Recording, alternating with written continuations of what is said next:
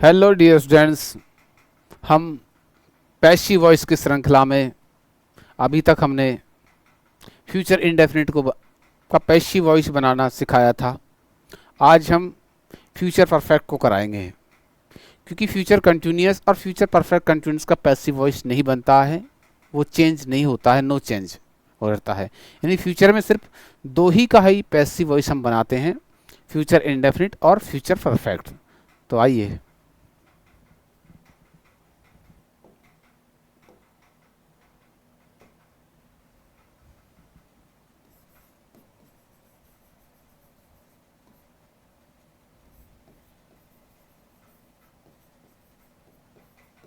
Future perfect. Future जो perfect की जो हेल्पिंग वर्ब होती है वो होती है विल हैव। विल हैव और सेल हैव।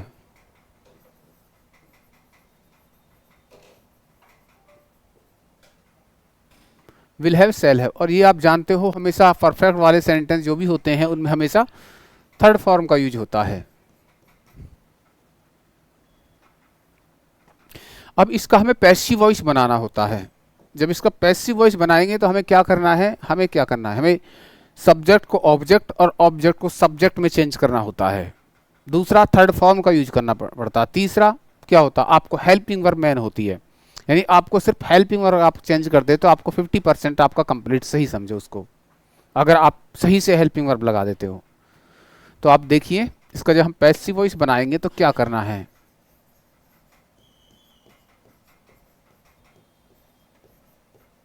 पैसिव वॉइस, ये आपका विल हैव है, इसको विल हैव बीन में चेंज कर देंगे और सेल हैव को सेल हैव बीन में चेंज कर देंगे। विल हैव बीन और इसको सेल हैव बीन।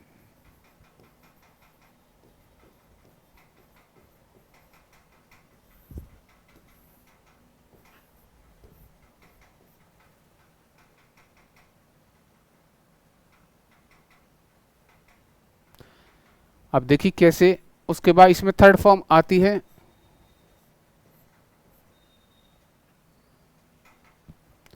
जैसे I will have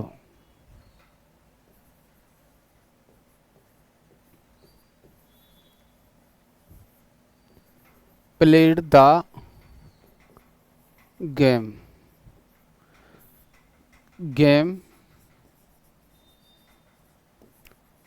have been played. will have been played।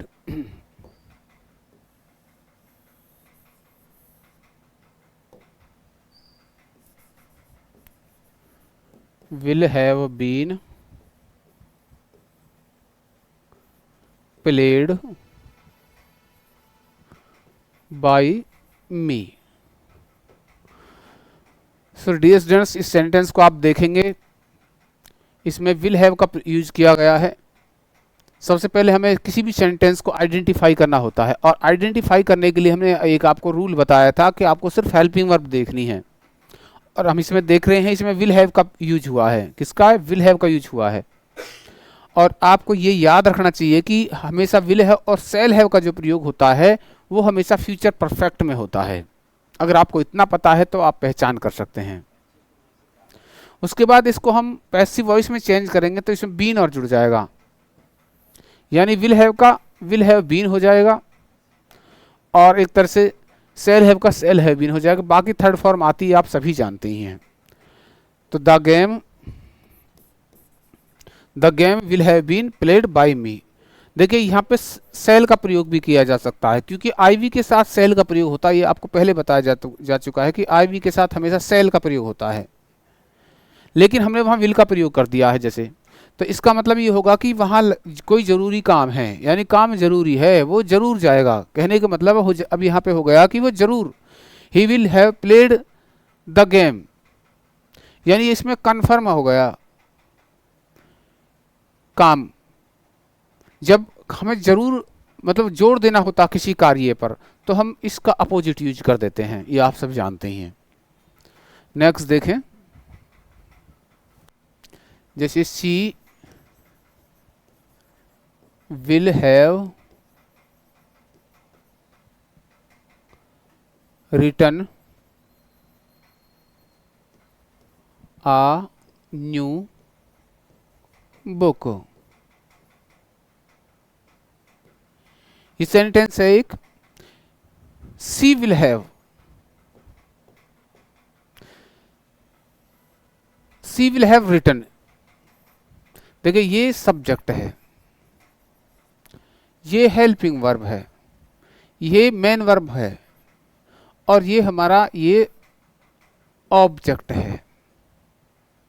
देखिए ऑब्जेक्ट में कई सारे 3 शब्द लिखे हुए हैं, आप कंफ्यूज ना हो, आपकी सुविधा के लिए हम बता देते हैं। असल में ये नाउन है, और ये नाउन को क्वालिफाई करने वाले होते हैं, न्यू नई, यानी क्वालिफाई कर रहे हैं, यानी एक विशेषता बता रहे हैं, उसकी विशेषता, यानी एडजेक्टिव का, एडजेक्टिव की तरफ प्रयोग हुआ है। और इसका रूल हमेशा ही होता है, ये एडजेक्टिव जो होता है, एडजेक्टिव के बाद नाउन आता है, ये आप जानते हो, जैसे कि गुड, गुड बॉय, तो ये नाउन है, ये एडजेक्टिव है। तो इसी प्रकार यहाँ पे प्रयोग हुआ है, तो केवल बॉय थोड़ी लेंगे हम, गुड बॉय ही तो एक साथ होगा, एक ही माना जाएगा ना। तो इसलिए आ न्यू बुक, आ न्यू बुक ये इसका ऑब्जेक्ट माना जाएगा सारा टोटल, उसके बाद इसको सब्जेक्ट बना देंगे। देखिए कैसे,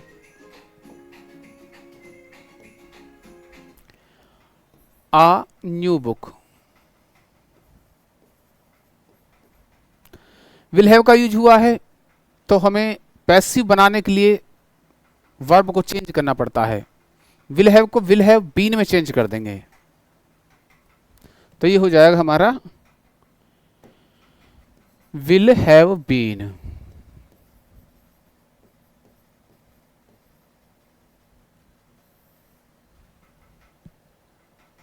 दोनों में थर्ड फॉर्म ही आती है, पैसिव में हमेशा ही थर्ड रहती है, ये एक रूल है, यूनिवर्सल लॉ है। दूसरा, परफेक्ट वाले जो वाक्य होते हैं, चाहे प्रेजेंट परफेक्ट हो, चाहे पास्ट हो, चाहे फ्यूचर परफेक्ट हो, सभी में थर्ड फॉर्म आती है। तो थर्ड फॉर्म तो चेंज होगी नहीं, कि दोनों में ही थर्ड फॉर्म का यूज होना है। तो रिटर्न है, तो ये तो भाई रिटर्न ही रहेगी, रिटर्न। और बाई लगा करके हम किसको, हर को, सी को किस में बदल देंगे, हर में, यानी सी बाई हर में चेंज कर दिया जाता है। A new book will have been written by her.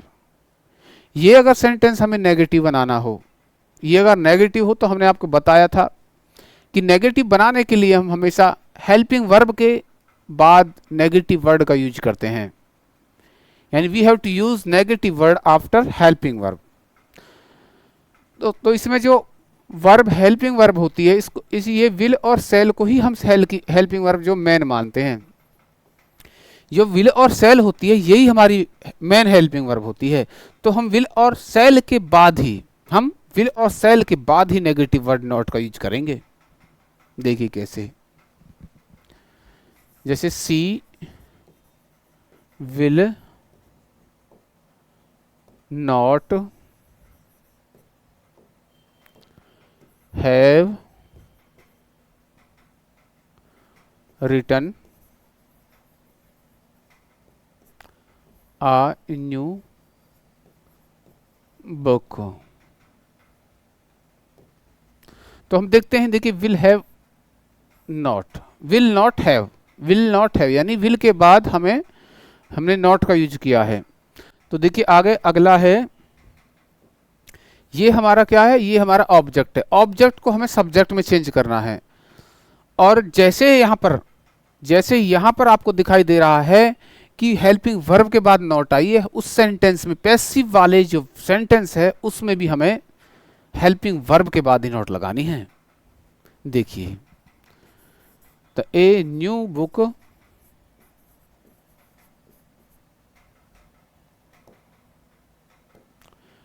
Will not have been written by her. A new book will not have been written by her. तो आप यहाँ देखने का प्रयास करें, यानी विल के बाद, यहाँ भी विल के बाद नॉट आई, और पैसिव वॉइस में भी हमें विल के बाद ही नॉट का यूज किया है हमने। नेक्स्ट आगे देखते हैं। यदि आप, ये हमने आपको नेगेटिव बनाया कि नेगेटिव आप कैसे चेंज करेंगे नेगेटिव को। अब हम आपको एक नेगेटिव और देते हैं, उसके बाद इंट्रोगेटिव सिखाएंगे। देखिए, I shall have played cricket in the field. आप यहां देखें डियर स्टूडेंट्स, ये क्या लिखा हुआ, आई शैल हैव। सेंटेंस को आइडेंटिफाई करें। First of all you have to identify the sentence. To identify the sentence we have to go for the helping verb. So shall have is used in this sentence, so that this sentence is future perfect sentence. Because of future perfect, take the have, shall have and will have helping verb. So हम देख रहे हैं will have और shall have का use किया गया है यहाँ पे। ये हम पता चल गया कि ये हमारा क्या फ्यूचर परफेक्ट सेंटेंस है। अब इस सेंटेंस को हम नेगेटिव कैसे बनाएंगे। नेगेटिव बनाने के लिए हमें आपको बताया था कि क्या करते हैं, हेल्पिंग वर्ब के बाद नेगेटिव वर्ड यूज करते हैं। तो देखिए, ये तो हमारा अफर्मेटिव है, अफर्मेटिव है। अब इसका नेगेटिव बनाने के लिए हमें क्या करना है, यहाँ पर नॉट लगाना है, यहाँ और नॉट लगा, देखिए अभी लगाते हैं।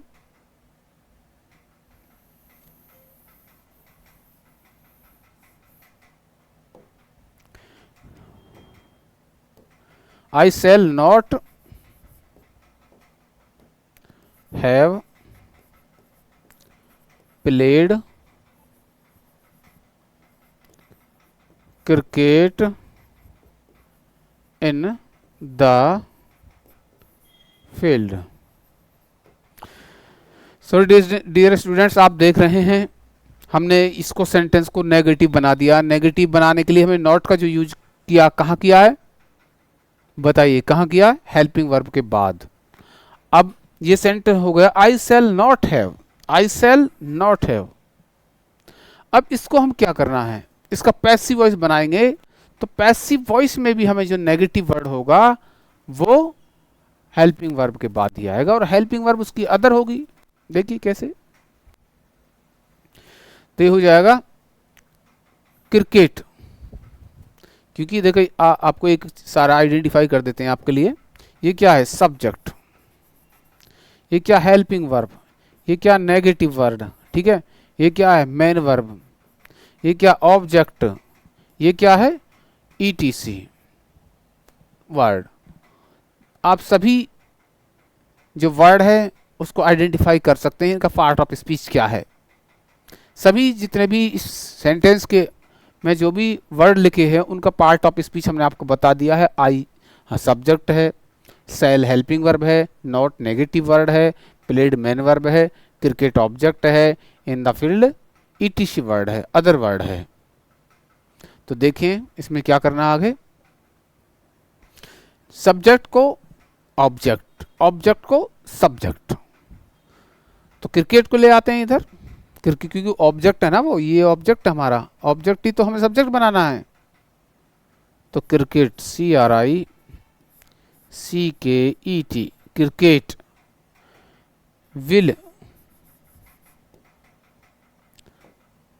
will not have been, cricket will not have been, cricket will not have been। Third form, played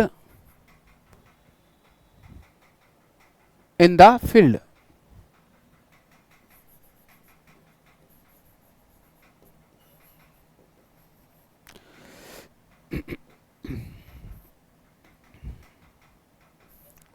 FIELD field by me, I को हमने मी में चेंज कर दिया। Cricket will not have been played in the field by me. So dear students, ये आज हमने आपको future perfect का अफर्मेटिव और नेगेटिव को किस प्रकार चेंज किया जाता है ये हमने बता दिया है। अब आपको इंट्रोगेटिव यानी इंटेरोगेटिव आपको सिखाने जा रहे हैं। इसी सेंटेंस के माध्यम से हम सिखाने का प्रयास करेंगे।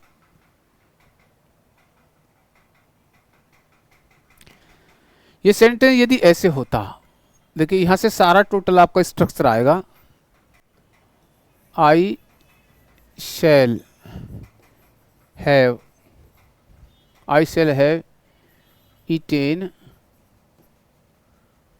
फ्रूट्स। ये छोटा सा ही सेंटेंस लेते हैं जिससे आपके समझने में आसानी हो। आई शैल हैव ईटेन फ्रूट्स। तो फ्रूट्स को क्या, ये है सब्जेक्ट, ये हेल्पिंग वर्ब है, ये मेन वर्ब है मुख्य क्रिया, ये हमारा ऑब्जेक्ट है। ऑब्जेक्ट से बनाते हैं, तो देखिए कैसे करेंगे ऑब्जेक्ट से बनाने के लिए। फ्रूट्स FRUITS फ्रूट्स, उसमें हमें सेल हैव का प्रयोग किया है, उसमें हम करेंगे will have been.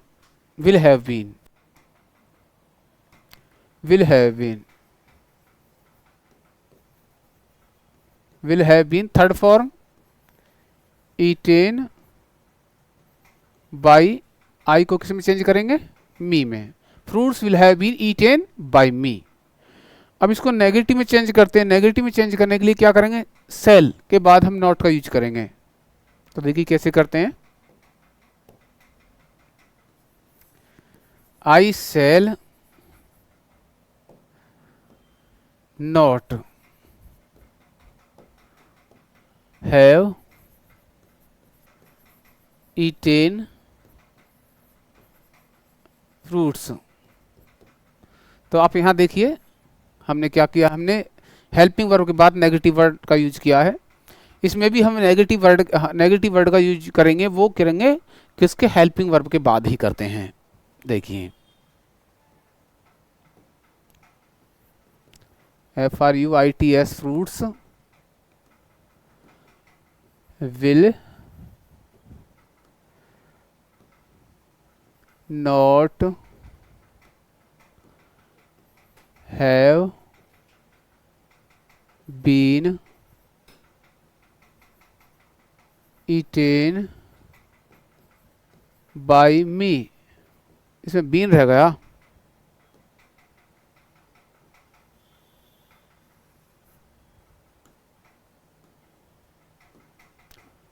Have been eaten by me.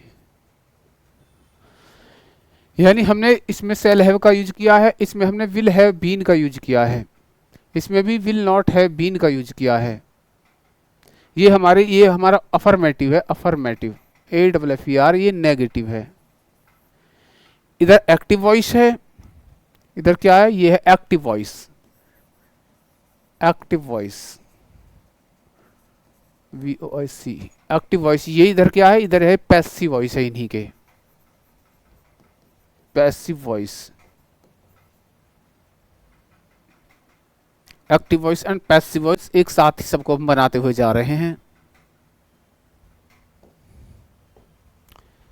ये shall I have eaten fruits.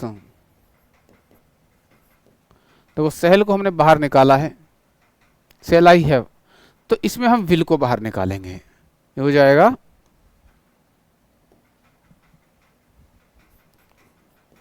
Will fruits have been eaten by me. तो ये हमारा इंटेरोगेटिव है, ये हमारा इंट्रोगेटिव है। अब यदि हमें इंट्रोगेटिव को, किसी सेंटेंस को अगर नेगेटिव में चेंज करते हैं इंट्रोगेटिव के, तो हम ऑलरेडी आपको बता चुके हैं हमेशा सब्जेक्ट के बाद नेगेटिव वर्ड का यूज होता है। तो देखिए सब्जेक्ट के बाद हम इसे यूज करेंगे, और इसमें सब्जेक्ट क्या है, इसमें सब्जेक्ट ये है, और इसमें सब्जेक्ट क्या है पैसिव वॉइस में? पैसिव वॉइस में हमारा सब्जेक्ट फ्रूट्स है, तो हम इसमें आई के बाद नेगेटिव वर्ड का यूज करेंगे और पैसिव वॉइस में फ्रूट्स के बाद नेगेटिव वर्ड का यूज करेंगे। तो देखिए कैसे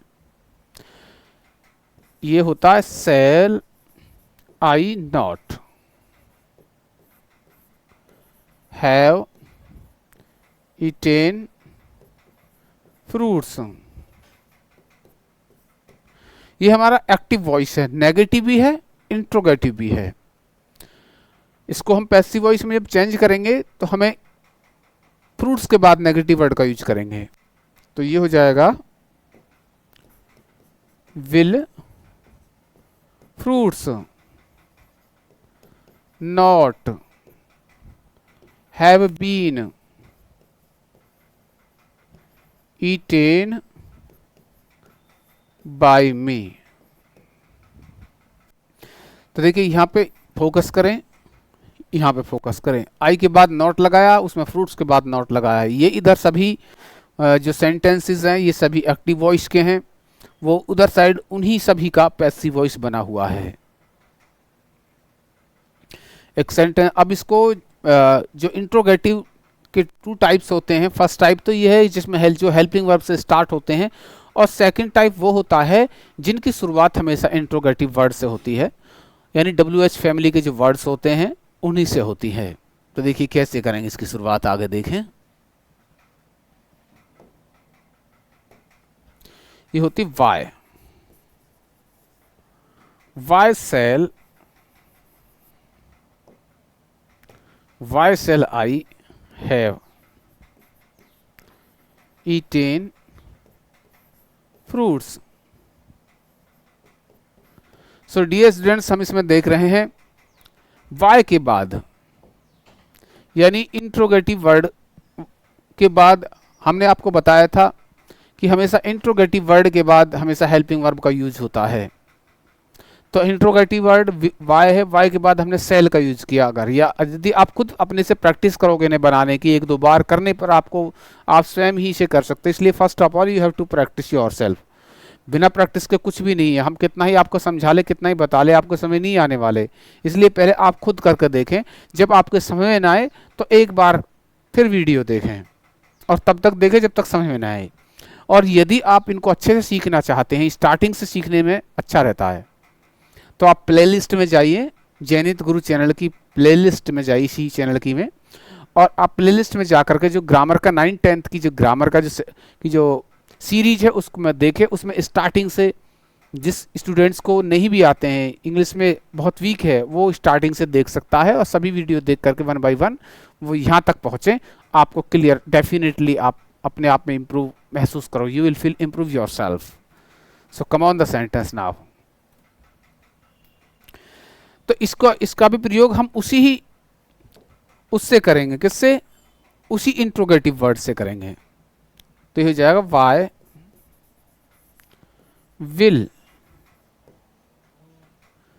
will fruits have been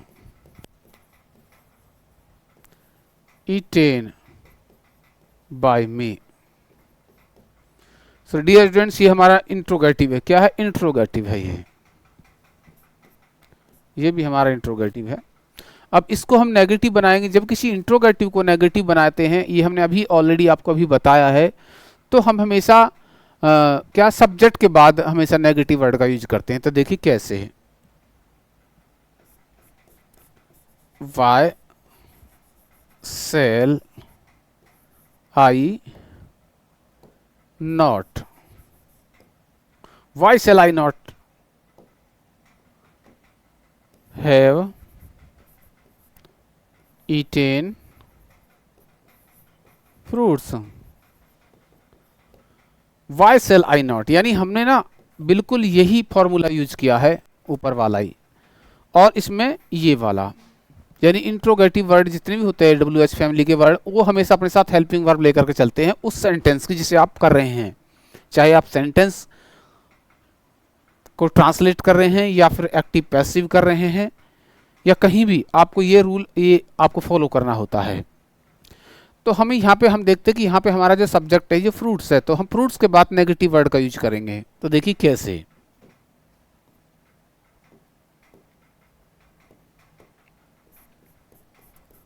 Y will fruits, FRUITS fruits. देखो नेगेटिव वर्ड जो एक तरह से फ्रूट्स के बाद आएगा, not have been, not have been eaten by me. So dear students, ये आप देख रहे हैं हमने एक साइड आपका एक्टिव वॉइस बनाया है, दूसरी साइड उसका पैसिव वॉइस बनाया है। एक बार फिर हम आपको समझाने का प्रयास कर रहे हैं। I shall have eaten fruits, I shall have. First of all, we have to identify the sentence. To identify the sentence, we will find out the helping verb. So that helping verb is have, be, have, shall have, will have. So shall have and will have क्या है, इसकी helping verb है। तो I think हमें पता चल गया कि इसकी जो helping verb है वो shall have और will have है। तो हमें ये पता होना चाहिए shall है और will have helping verb किस सेंटेंस के अंतर्गत आती है, किस में यूज की जाती है, किस में उसका प्रयोग किया होता है, ये पता होना चाहिए।